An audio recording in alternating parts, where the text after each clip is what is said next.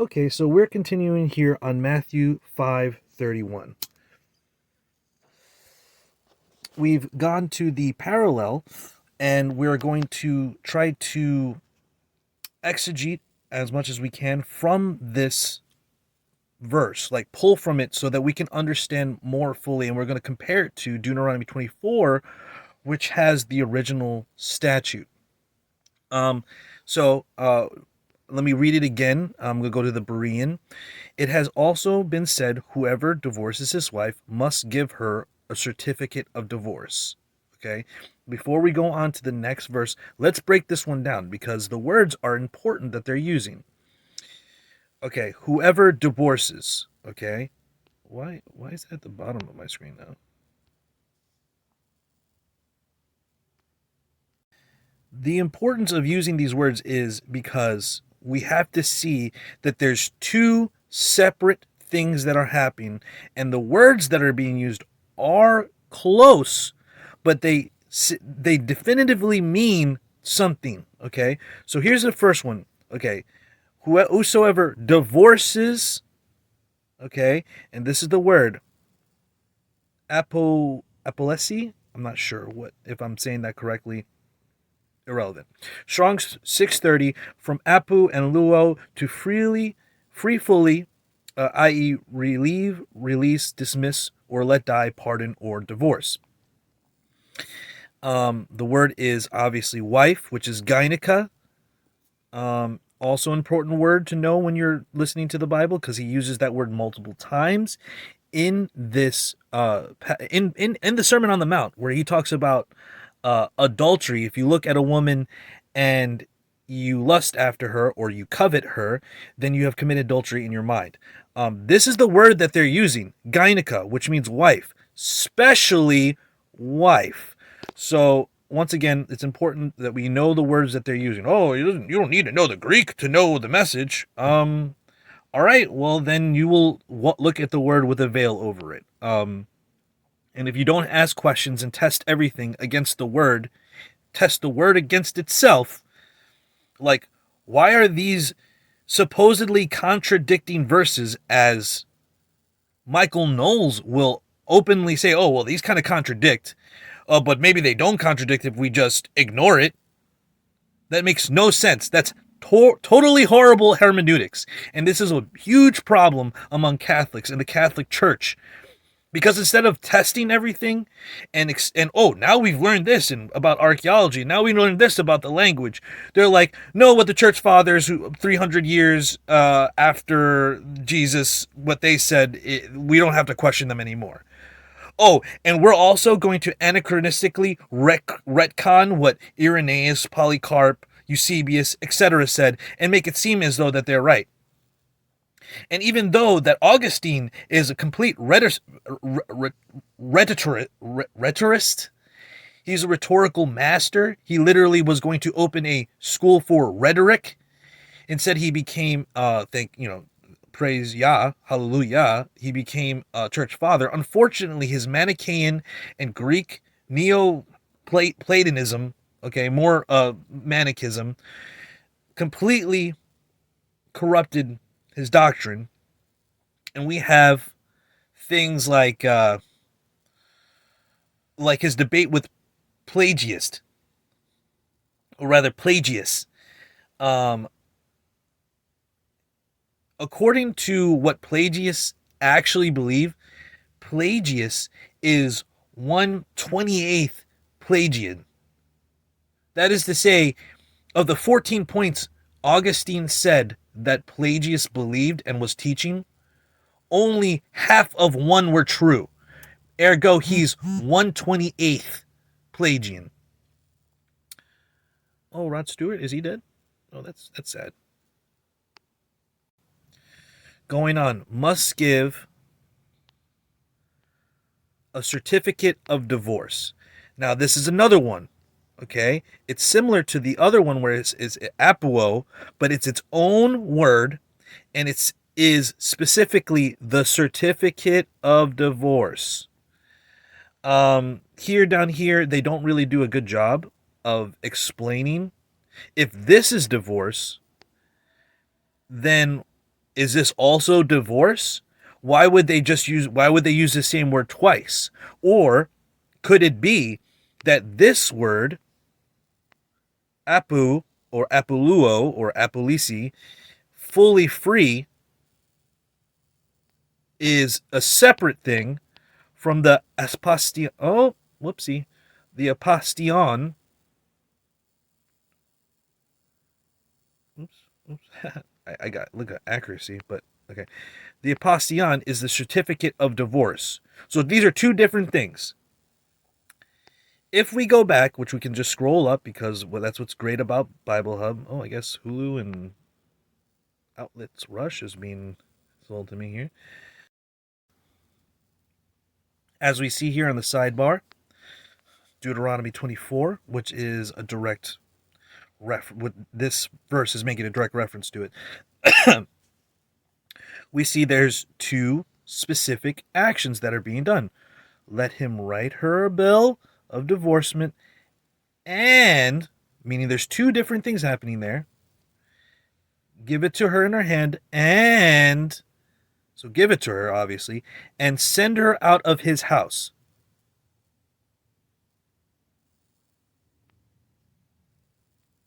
This is similar to whoever divorces his wife, sends her away, must also give her a bill of divorce, a certificate of divorce, a legal document. See, there's no legal document for a marriage in the Bible, anywhere in the law.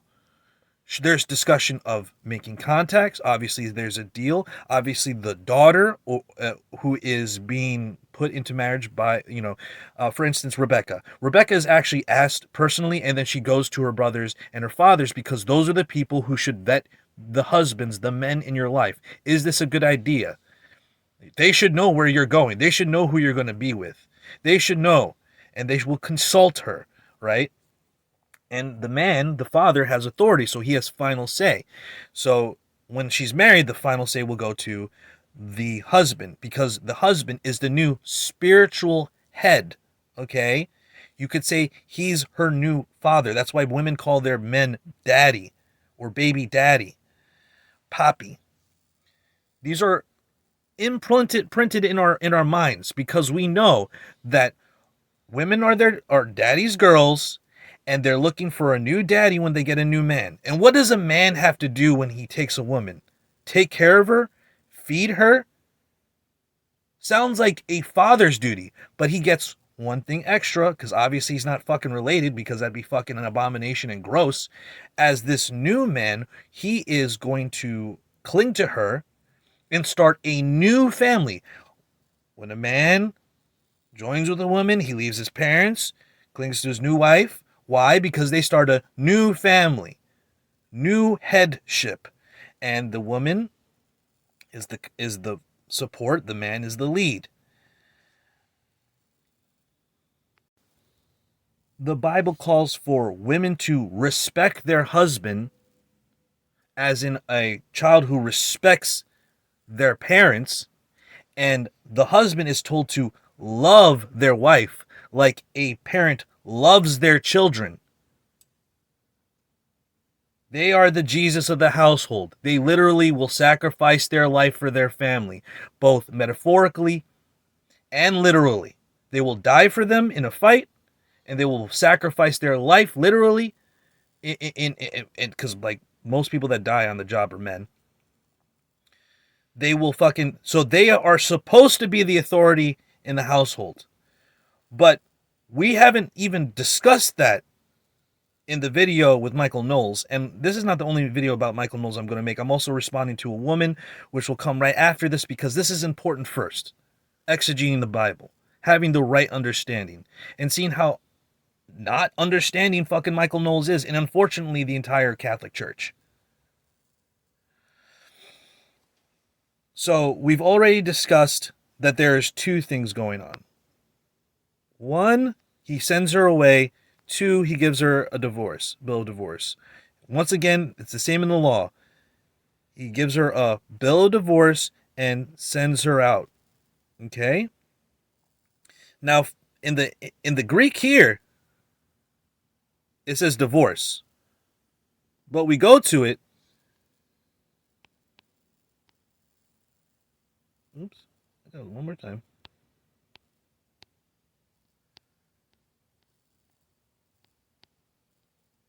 And it's this word, apolosi. We go to the actual word, apoluo, as I said earlier. This is just a form of it.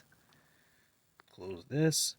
And look, send her away is what it says here. Send her away, send away, to send away, let go, release. Uh-oh, send away. Here we go. Why is it starting to make a complete different sense if you take 5 fucking seconds to read what the fucking words mean? Okay? Properly to let go, release. This term implies the annulment of an existing bond. Implies. Specifically used of divorcing a marital partner. Note, the Bible never contradicts itself, and hence the divorce passages in the Gospels uttered by Jesus following on fornication are not contrary to the lengthy treatment of marriage divorce in 1 Paul, Corinthians 15, Corinthians 6 to 15 to chapter 7, verse 16. Yeah, we're going to get to chapter Corinthians chapter 7 because the director behind the camera brought it up. We're going to discuss that too. Which permits I didn't get the brush on, huh? Which permits divorce on a broad definition of constructive or actual abandonment. Huh.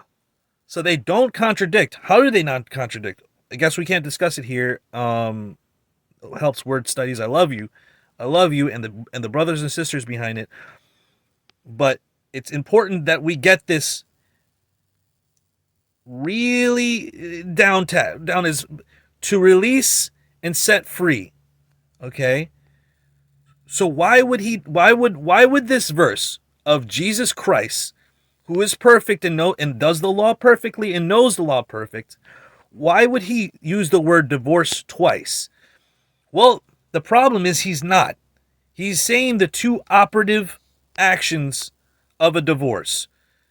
Sending away, which is rendered as divorce here, and giving them a certificate of divorce, right? Okay. Before we go even further into the implications of what this is discussing, and why he would have to bring it up, it is also said, we're going to go through the King James. King James does a great job of being consistent, though it does have its errors. There's no one version that I like the most. That's why we're looking at the parallels, because if we just look at one version, we're losing a lot of meaning because our language does not have the depth that Greek has. I mean, it could, I suppose, if we worked on it harder, but Greek, in the way that it was written, is completely, there's more meaning that we're losing. For instance, the word gyneca that we just discussed, it means wife, especially, but in other verses in this very sermon, they render it as woman. Why? Because the interpreters don't know a lot of shit for whatever reason. It's human error. Jesus didn't make an error. Not even the Greek writers made the error. The error is human and recent. If we look at the original text, and then we compare, this is where textual criticism comes in. We take multiple versions right here, right? And then we try to average it out. But sometimes some versions are just wrong, or they're just doing a more pedantic version of the word. It's not, whoever sends his wife away shall put away his wife. These are the correct translations if you look at the actual word. Sends away his wife, 1995. Sends away his wife, 1977. Sends away his wife, legacy. Amplified, divorces. American Standard Bible, shall put away. The reason why this is important is because While people think that Jesus, like Michael Knowles, thinks Jesus is against divorce, he is correcting bad practice on divorce. Okay? It's important to discuss these things because what people in the Catholic Church are discussing is wrong. So, before going on and going back to the context of this verse, I guess we could go to the King James, maybe the King James, um, and read that in its um, context. See, we can do this together, guys. You can be doing this at home. You can be doing this with friends. You can check this against other people. You can see and pray to the Spirit and see what's up.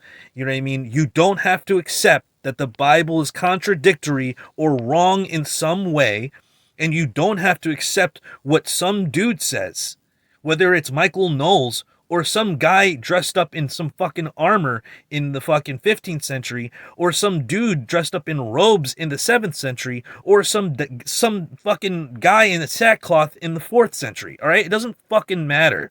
Okay, what matters is what Jesus Christ, Yahshua, said. What matters is what the word actually says, and we're looking at it in Greek, right?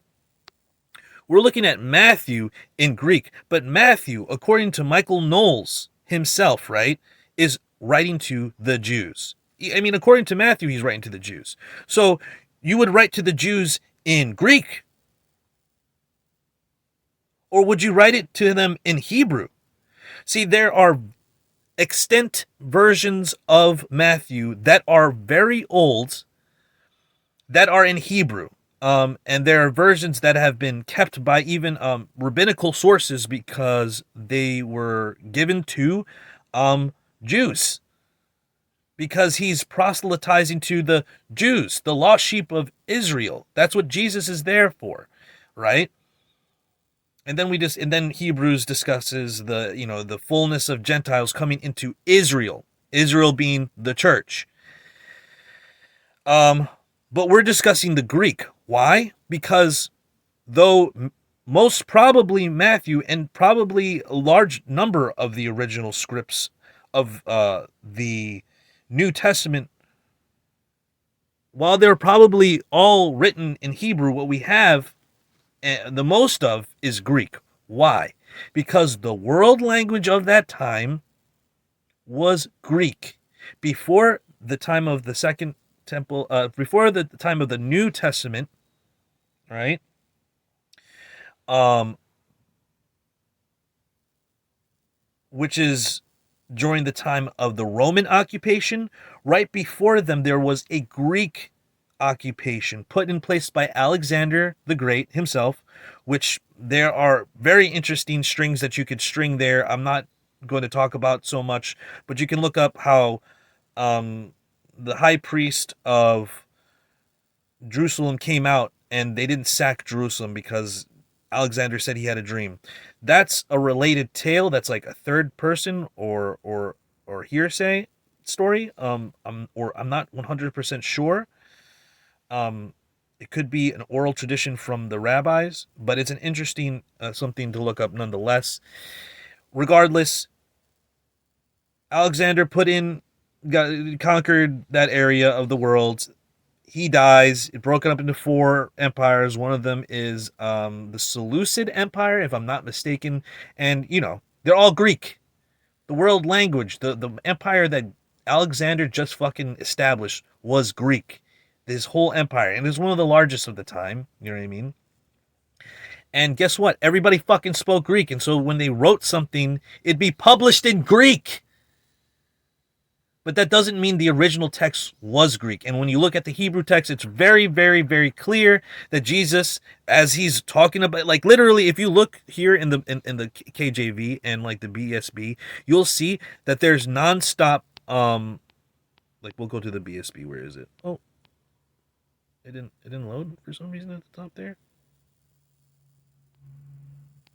Where's the BSB? If we go to the BSB, it does an excellent job of footnoting all the references that Jesus is making in his red text to Deuteronomy, Exodus, Deuteronomy, Numbers, Exodus, Leviticus, Deuteronomy, Exodus, Deuteronomy, Psalms, because Jesus is giving a second temple rabbinical sermon. Like, people are agreeing and listening to him. These aren't fucking new. Jesus isn't saying anything new. God always said, don't keep the evil thoughts away. What do you think evil thoughts are? Sin. Sin, like lust, that is coveting your neighbor's wife, lusting after another's wife, fucking murdering somebody in your fucking mind. You know, don't fucking. He's talking about the law, literally. He's talking about the law, like the law of divorce, the law of adultery, the law of reconciliation. Like, he's, you know, and what's important is, like, you have heard, okay, as opposed to when he says, let's see here, when he says it is written. I'm not sure if it is if he says that here. It's not coming to mind. See, he says, you have heard it said, love your neighbor and hate your enemy.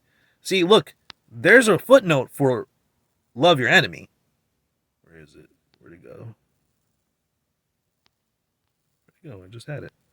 Love your enemy. Love your neighbor, rather. It's R, I guess. So it's down here. Leviticus 19:18 is the direct quote.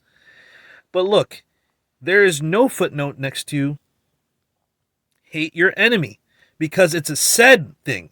It's not in the actual law. God never said to hate anyone.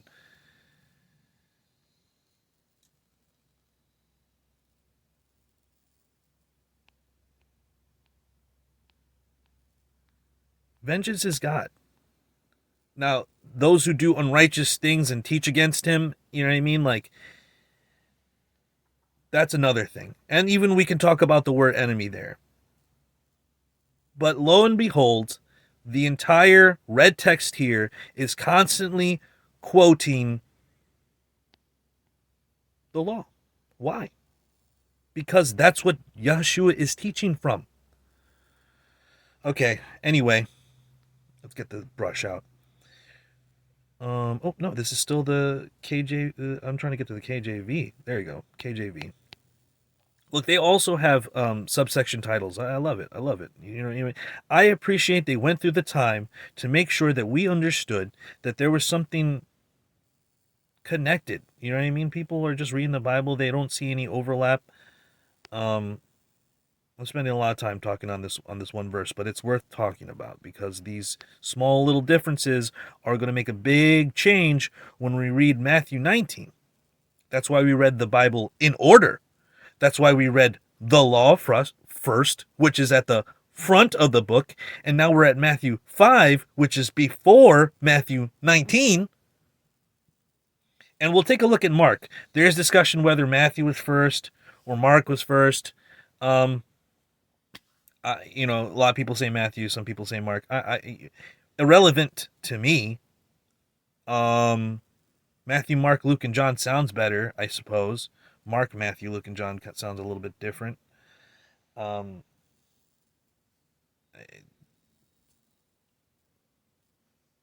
it's true is all that it matters. So let's start here.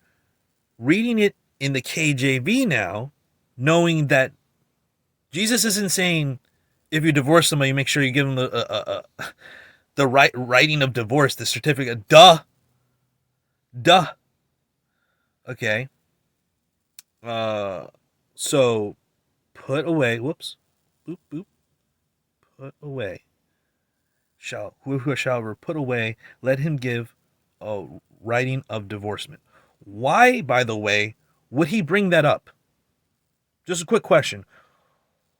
Why? It has been said, who shall ever put his wife, let him give her a writing of divorcement. Or more simply, whoever puts away his wife, let him give him a certificate of divorce.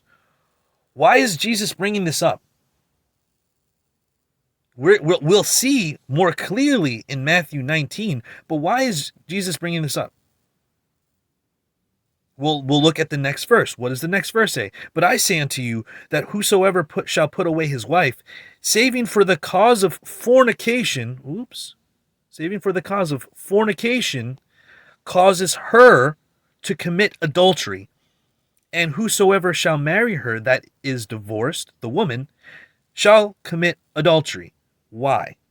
Causes her to commit adultery is because she's still married, and whoever marries her commits adultery because they've just had sex with a married woman. Once again, that's adultery. Doesn't discuss the man who divorced her going to meet another woman, because it doesn't matter if he's married or not. He can have another wife. Why is it important? Okay. Why would people say this, by the way? Why would people say this?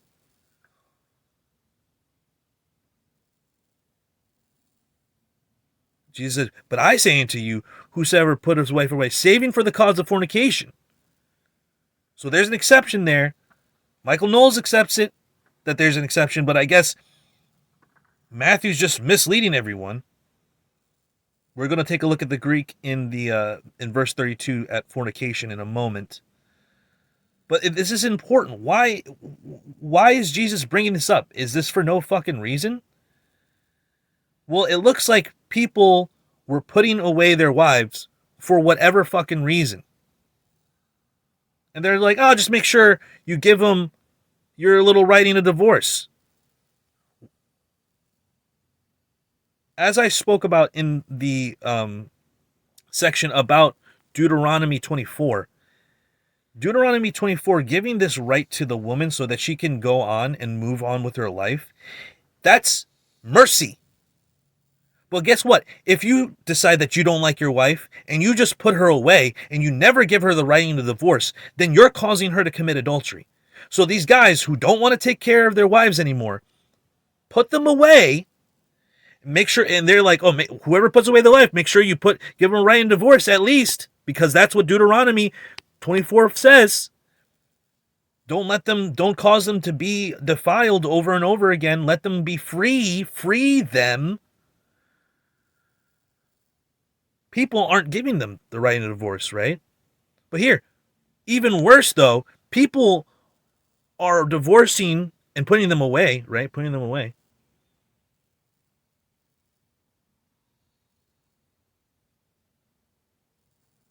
For any reason. So Yahshua is like, except for the cause of fornication. Sorry, I had to stop because I got spit. Right, this is me cleaning the spit off my screen. Yikes. That's a lot of spit. So, puts away his wife, except for fornication, right? Which he's going to repeat in Matthew 19. Let's look at what fornication is. I mean, we saw Deuteronomy 24. What is Matthew 32 saying? So we see here Matthew 5:32. Divorces. It's that word apo again. Strong's 630. I'll circle it on your screen so you remember. Okay. Which is release. Okay. Except for porneas. We're recording here, right? Okay. Fornication. I didn't get that brush. Fornication, whoredom, idolatry, harlotry, figuratively idolatry. Okay, which is like adultery. Adultery is like unto idolatry. Okay, so we're using this word porneas, fornication. What does that mean? Right? Obviously, it's in Greek. Thanks, Google. I appreciate that. I know that it's in Greek. Let's get a full page load so I can get the summary. Of course it's in Greek. I'm learning Greek. Okay, everyone. Thank you for sticking around here. Okay, so it says, fornication, whoredom, idolatry. We already discussed that. So, what does helps word study say? Porneia, the root of English terms pornography, pornographic, which is derived from pernei, I don't, to sell off, properly selling off, surrendering of sexual purity, promiscuity of every type. So it's not just adultery. This is so fucking important, everyone, because adultery is a form of sexual immorality, obviously, and it is a type of promiscuity, but every type, not just if a woman sleeps with someone else, if they kiss, if they entertain, if a man is okay. Let's go back. Let's just go back to I'm sure somewhere here it will say Deuteronomy 24. Let's just scroll until we find it, huh? Strong's exhaustive, including but not limited to adultery and incest. Okay, you can look more in Leviticus to see all of the sexual immorality. It's all defined there, and that's where everyone is quoting from in the New Testament. By the way, that's why you should learn to read your Bible. Okay, so it'd probably be at the top here if it was going to be anywhere. Okay, so it's all in the New Testament because obviously we're talking about the Greek New Testament. What about the Septuagint? What do they use there? We'll find out after I pause. Arthur Fantastic here from the future, slicing in for something can't believe I missed. I completely forgot to mention this little portion right here. See also the contrasting term. Moexia, maybe I'm not really sure if I'm saying that right. Marital unfaithfulness. So it's saying, check out this term in as opposed to porneia and what we're using in the verse as uncleanness or sexual morality. Sometimes it's translated as adultery. But what is this word? Moexia. Moichia, I guess that would be the better way of saying it. Well, look at that. Adultery. Directly, adultery. Okay, let's scroll down. Adultery. Okay, that was very exhaustive. Greek lexicon. Adultery. Okay.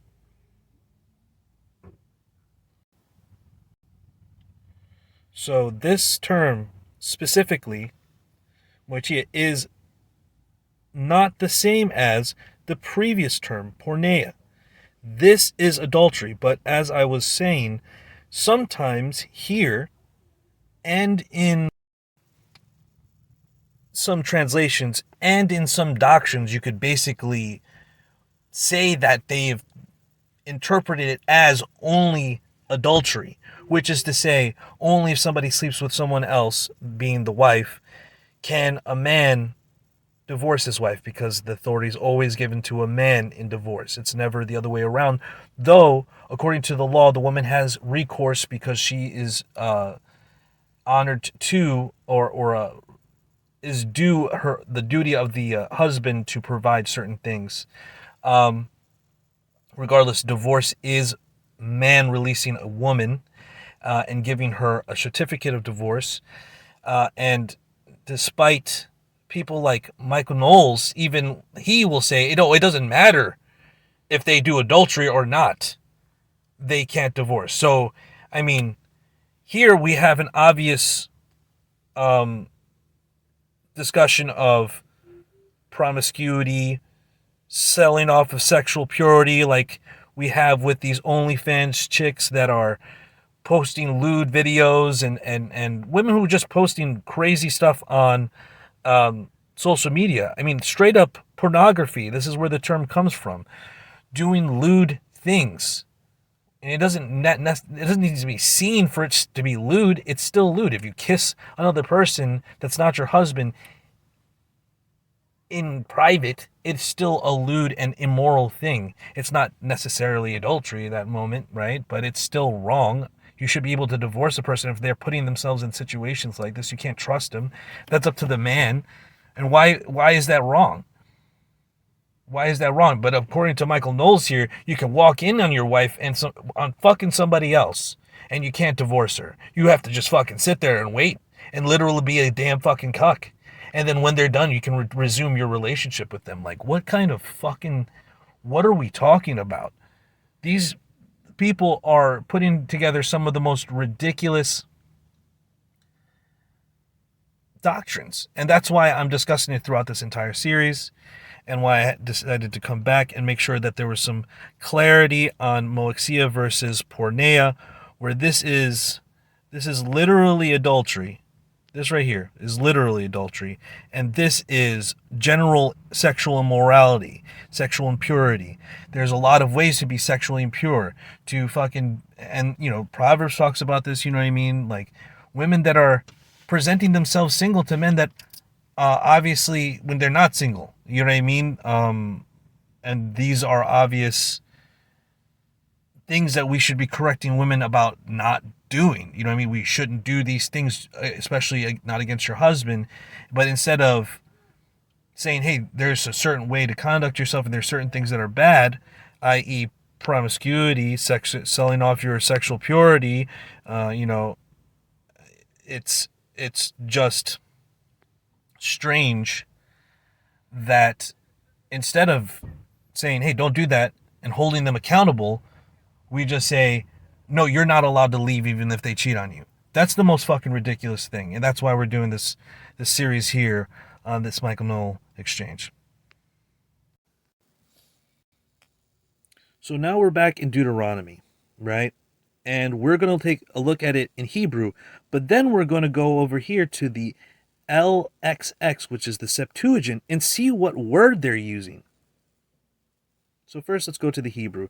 If a man marries a woman, but it becomes displeasing to him, she becomes displeasing, he finds some indecency, what? Nakedness. Let's go there. Irva.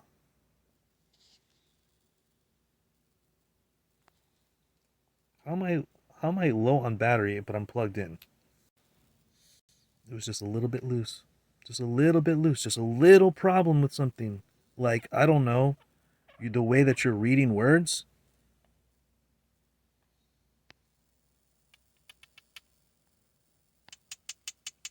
Oops. So this is the summary. You go to the summary page, and this is just like also like kind of like a tutorial how to use the Bible Hub page. I fucking love it. You go to the summary. This will show you all of the different um, concordances and lexicons. All right, so we're going to brown.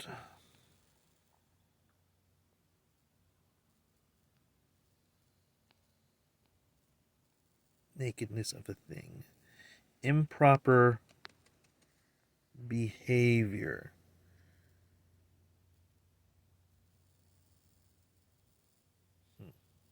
And this is the one from Deuteronomy 24. They're specifically tying it to there. And also, I was watching my other video on Na'af in the Brown driver Briggs, and I was wrong. They were very specific about it always meaning of a married woman. So they deserve the credit that I was trying to take away from them.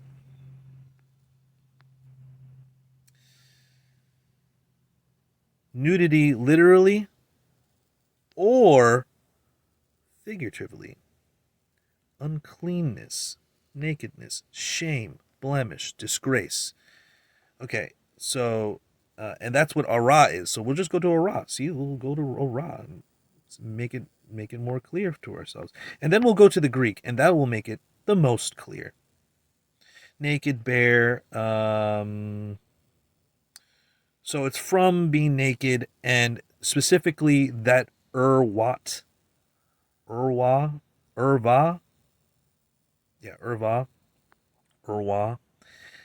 um, is speaking of some indecent behavior, and specifically in that passage, and disgrace, nakedness, shame, uncleanness. These are all things that you could generally view as sexual immorality. Like, it's not saying that you can.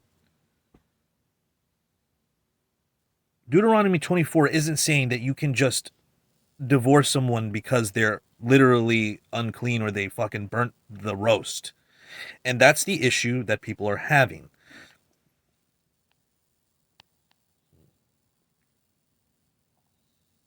Man, maybe these two apps are running. It's just making it run wrong.